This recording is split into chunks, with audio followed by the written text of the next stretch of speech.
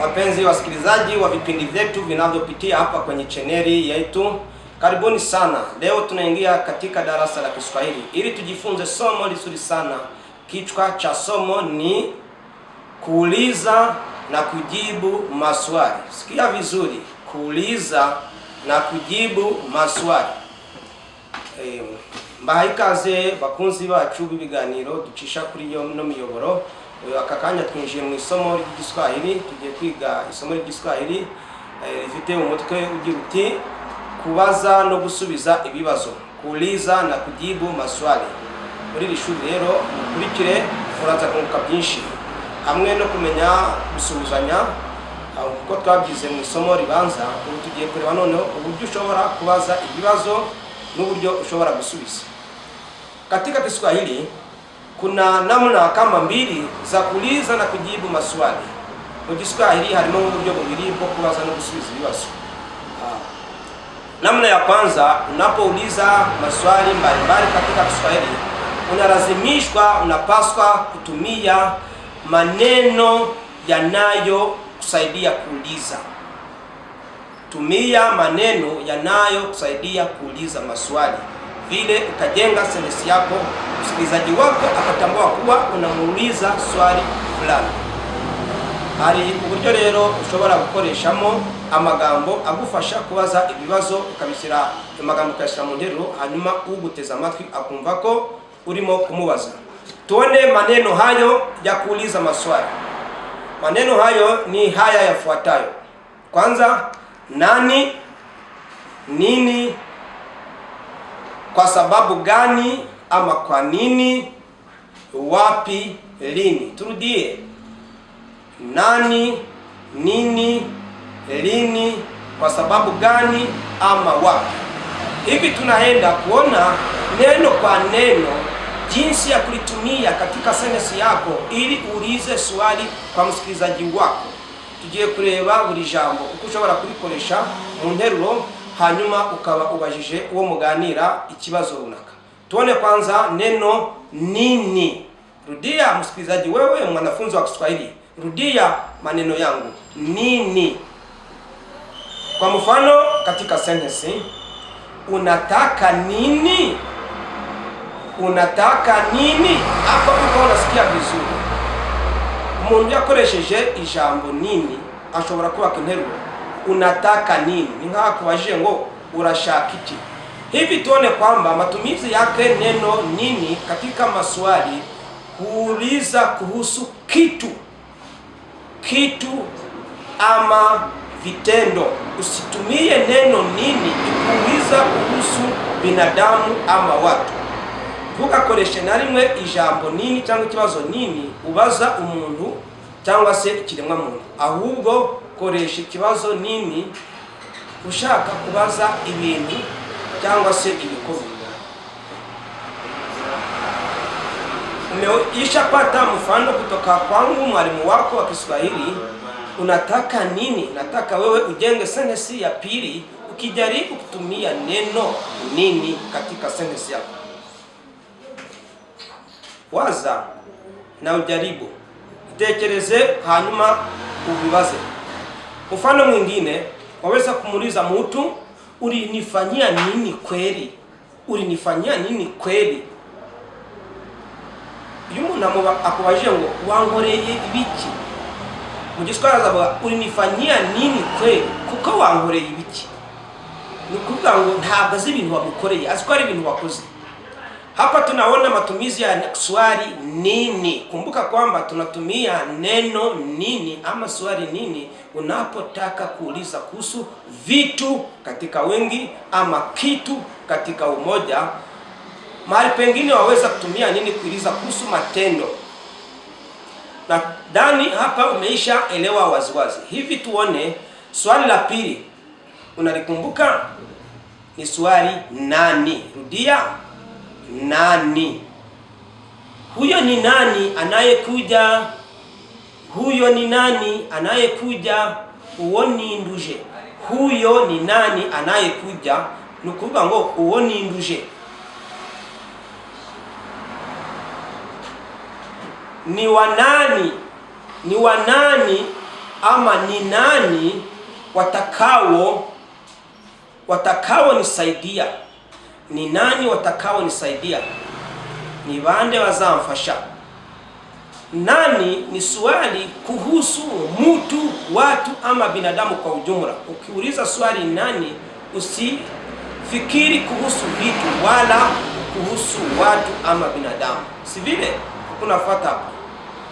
Ikibazo nani tugikoresha iyo dushaka kubaza ibyerekeye umuntu, abantu cyangwa se ikiremwa muntu rusange. Kwa mfano katika sentensi ya kwanza nilisema huyo ni nani anayekuja? Ni nani watakao nisaidia? Uwo ni induje. Ni bande bazamfasha? Naweza kuuliza tena, baba yako ni nani wewe?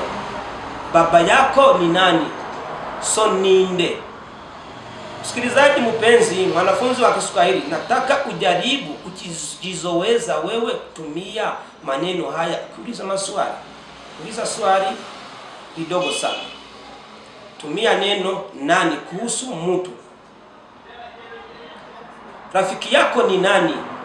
Rafiki yako ni nani? Inshuti yawe ninde?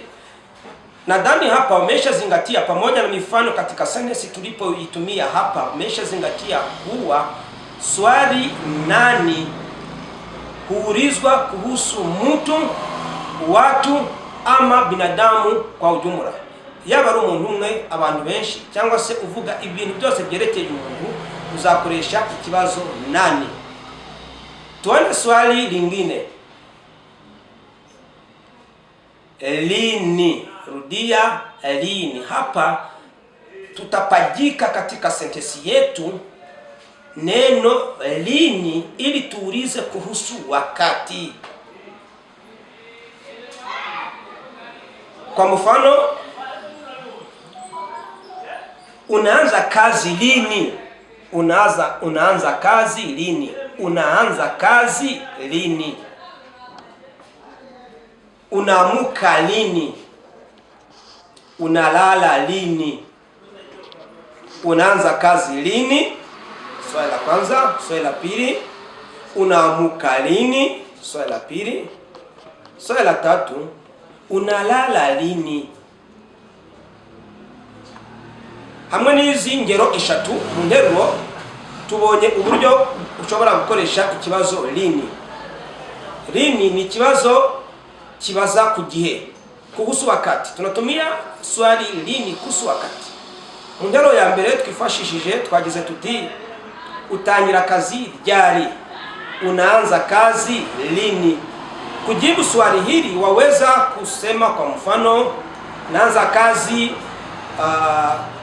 saa moja asubuhi.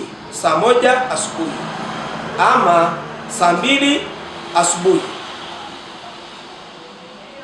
Ntangira kazi saa moja mu gitondo cyangwa se saa mbili.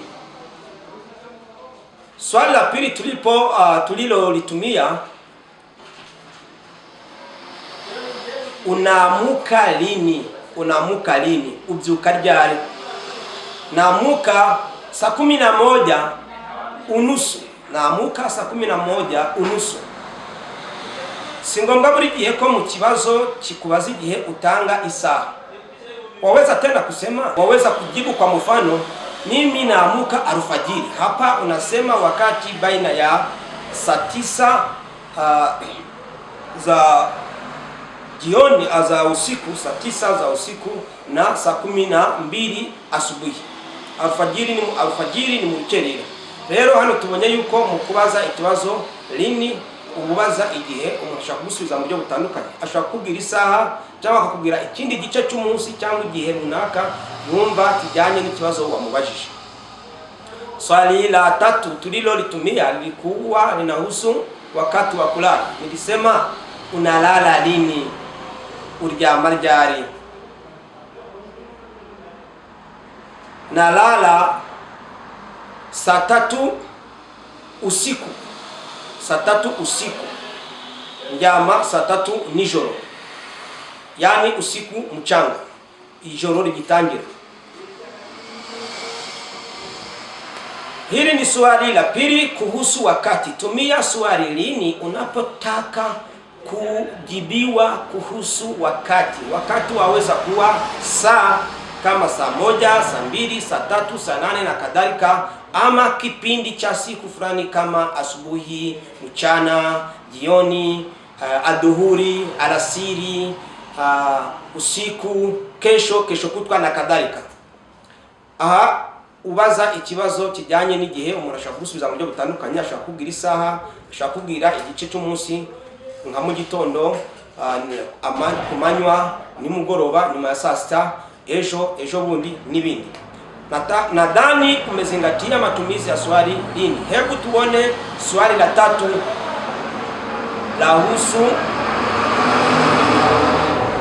lahusu sababu. Kwa sababu gani? Kwa sababu gani? Mwanafunzi, rudia. Tutumie katika sentence. Kwa sababu gani ulichelewa? Ama ulichelewa kwa sababu gani? Kutumia swali kwa sababu waweza kuweka neno hili mwanzoni mwa sentence ama mwisho wake. Hakuna shida, hutabadilisha maana yake. Ikiwa mwanzoni au mwishoni, hakuna mabadiliko. Ikibazo kwa sababu gani ushobora kugikoresha mu ntangiriro y'interuro yawe ibaza cyangwa se ku iherezo ryayo. Ntabwo igisobanuro cyaryo gihinduka, byose n'ubundi ububaza ku mpamvu. Twifashishije urugero rugira ruti kuki wakererewe, cyangwa se wakererewe kuki, kwa sababu gani. Mahali pengine swali kwa sababu gani lina kisao chake ambacho ni kwa nini. Kwa nini umechelewa, ama umechelewa kwa nini. Ahandi bashobora gukoresha ikibazo kwa nini ni kimwe no kuvuga kwa sababu gani. Byombi bibaza impamvu yatumye ibintu biba cyangwa bitaba. Twifashishije urugero tugira tuti kwa sababu gani umechelewa. Naweza kusema tena kwa nini umechelewa. Na kubaza ngo kubera iki wakererewe cyangwa kuki wakererewe, icyo mba nkubaza ni impamvu. Kwa kunijibu waweza kusema kwa mfano, nimechelewa kwa sababu ya kukosa gari. Nimechelewa kwa sababu ya kukosa gari. Nakererewe ku mpamvu yo kubura imodoka. Huyu ni mfano. Uru ni urugero twifashishije. Nilichelewa kwa kuwa nilikuwa na mkutano. Nilichelewa kwa kuwa nilikuwa na mkutano wa dharura. Nakererewe kuko nari mfite inama yihutirwa. Kwa kuwa nabyo ni ijambo rivuga ngo kuko byagufasha gusubiza ikibazo kwa sababu gani ama kwa nini. Wanafunzi mpenzi msikilizaji wa lugha ya Kiswahili na vipindi vyetu hapa, nadhani uko unajifunza na kukuza ujuzi wako. Mukunzi munyeshuri w'igiswahili kuri urubuga rwacu, ndizera ko urimo kugenda wuruka ubumenyi ubwo tugenda twiga uburyo butandukanye bwo kubaza no gusubiza ibibazo. Hapa tuko pamoja. Jaribu nawe pia ujenge sentensi yako ukiuliza swali kuhusu kwa nini ama kwa sababu. Gerageza nawe utekereze mu mutwe wawe ikibazo wabaza umuntu ukoresheje ijambo kwa nini cyangwa kwa sababu. Ikiwa umeshapata, tuendelee sasa. Niba warangije kukibona, reka dukomeze. Swali la 4 lahusu mahali. Rudia, mahali.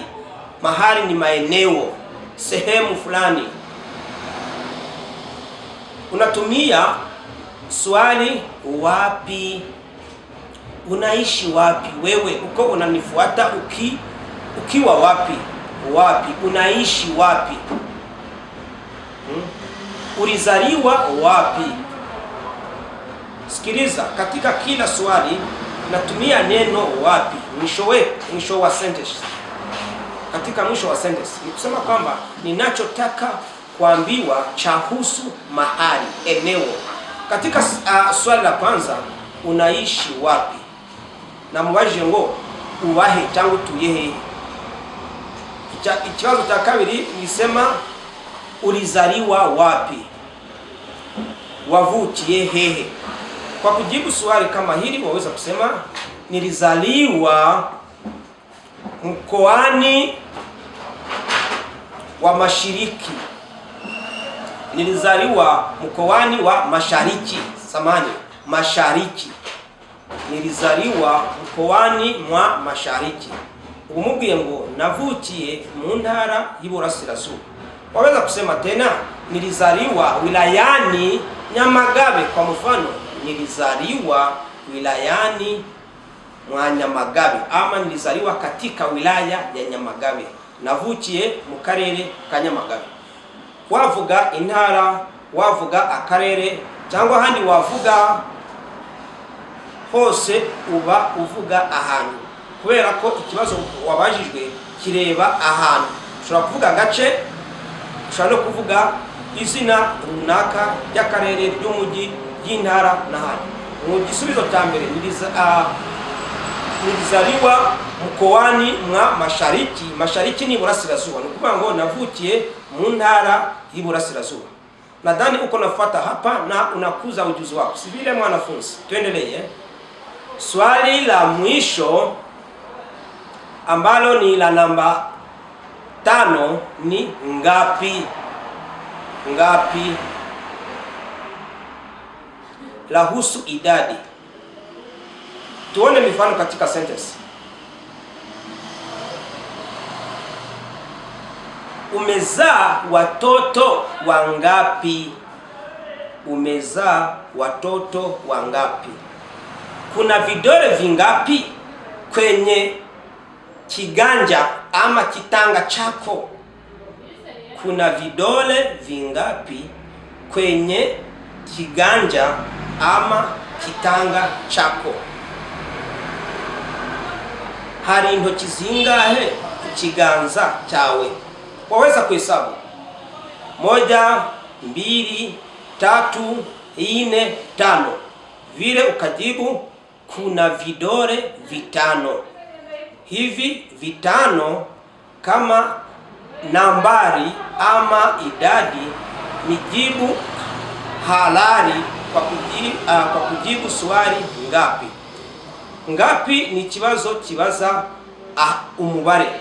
Kibazo cya mbere nakubajije ngo umezaa watoto wangapi? Wabyaye abana bangahe? N'urugero. Waweza kujibu kwa mfano nimezaa watoto 4, 3 na kadhalika. Nabyaye abana 4, 3 n'abandi n'undi mubare wavuga, n'urugero. Kibazo cya kabiri cyagiraga kiti kuna vidole vingapi kwenye kitanga ama kiganja chako? Hari intoki zingahe ku kiganza cyawe? Unakumbuka kwamba tumehesabu ili tuone idadi. Twagombye kubara kugira ngo tuone umubare. Ukavuga uti hariho intoki 5. Kila wakati unapouliza swali ngapi, kumbuka kwamba unatarajiwa kupata idadi. Idadi ni umubare ama hesabu. Hesabu ni umubare bituruka no kushinga. Kuhesabu katika Kiswahili bivuga kubara. Kwa ujumla, haya ndiyo maswali muhimu tulipo kuandalia kujifunza leo. Unapojaribu kuuliza kila swali, unapiga hatua mbele katika mawasiliano ya Kiswahili kwa kuuliza ama kujibu maswali kutoka msikilizaji wako. Muri make binido bibazo bitandukanye twaguteguriye kukwigisha muri isomo ry'Igiswahili ushobora gukoresha ubaza cyangwa se usubiza umuntu. Ubajije ikibazo cyangwa ukagisubiza ubuteye intambwe mu itumanaho ryawe mu rurimi rw'Igiswahili. Hanyuma rero mu gusoza reka tuguhe umwitozo aho ugiye nawe ubwawe guhimba nibura interuro 2 ukoresha buri kibazo cyose twakwigishije uyu munsi. Kwa niaba ya mazoezi, tunataka wewe ufanye zoezi hili. Jenga sentensi 2 za kuri. Hebu mwanafunzi mpenzi wa lugha ya Kiswahili, baada ya kujifunza maswali 5 pamoja na maneno ya kuuliza 5, yani nani, nini, lini, wapi na ngapi, tunataka ufanye zoezi hili. Jenga sentensi mbili ukitumia kila swali. Jenga sentensi mbili kutumia nini? Sentensi mbili kutumia swali nani? Jenga sentensi mbili kutumia neno ama swali wapi? Sentensi mbili nyingine kutumia swali lini, na sentensi mbili kutumia swali kwa sababu gani ama kwa nini. Kwa heri, tunakutarajia katika somo lifuatalo. Mungu akujalie. Kwa heri. Kama kawaida, nataka nikukumbushe kwamba lazima ubonyeze ili uje subscribe hapa kwenye chaneli hii. Nanone nkuko bisanzwe ndagira ngo nkwibutse ko ukwiriye gukanda subscribe, ukaba winjiye mu banyeshuri bacu biga indimi zitandukanye kuri uyu muyoboro. Bidutera inkunga cyane. Ushobora no gukanda like niba isomo warikunze kandi ryagufashije, share ukasikiriza bagenzi bawe uyu muyoboro kugira ngo nabo baze gukurikirana no masomo, kandi ubuduteye inkunga ikomeye cyane. Tugushimiye ko byakiriye, twizere kuzajya ubikora, cyane cyane niba ari ubwa mbere uje hano cyangwa wowe ukajya gureba utarabikora, ubikore kuko tuba tubikeneye kandi nawe biragufasha natwe bikadufasha. Ni byiza cyane, tugushimiye iyo nkunga.